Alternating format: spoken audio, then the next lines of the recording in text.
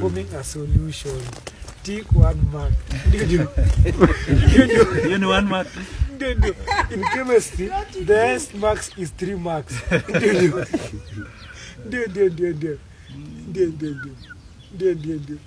Even in biology bonds. No, let's just continue with the chemistry. We want to talk about titration. Very free marks. Yeah. In titration, we have back titration and forward titration. In back titration, it's where you're being given, when we have our table, the pole, we have 0.0. Then we have initially the pole. Okay, go ahead. Just go ahead. We have three columns. Then we have initial. Then we have final solution. Then we have observation. The observation. Okay. In initial, when we are titrating, for example, we have conical flask. We have. Just imagine.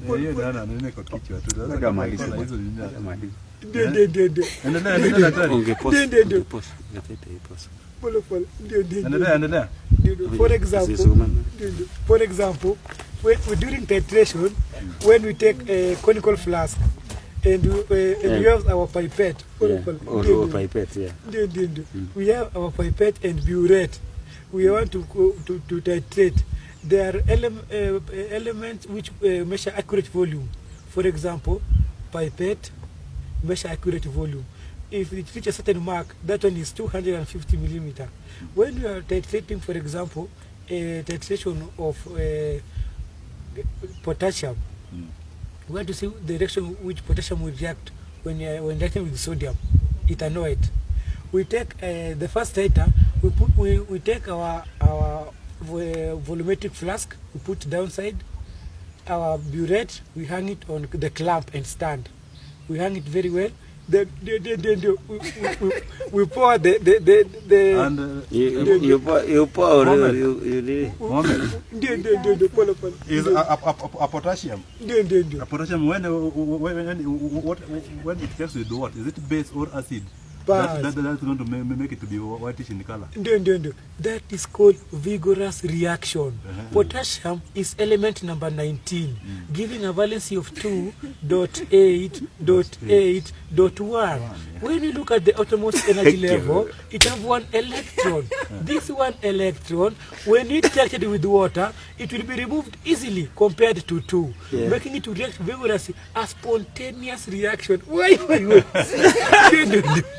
Great. That's great. Mohammed. So when at what time is it going to be to produce heat? Which element is going to produce heat? Immediately during reaction.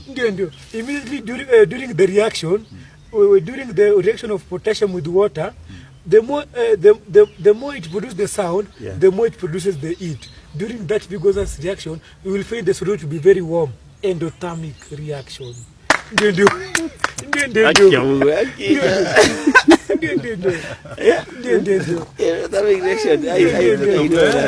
know that. Thank you very much. I know that.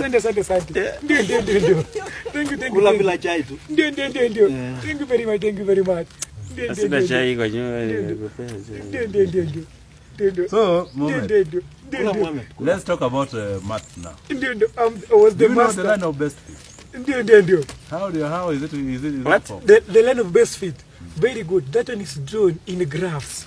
For example, when you are being told, draw a graph of 2x plus 4y.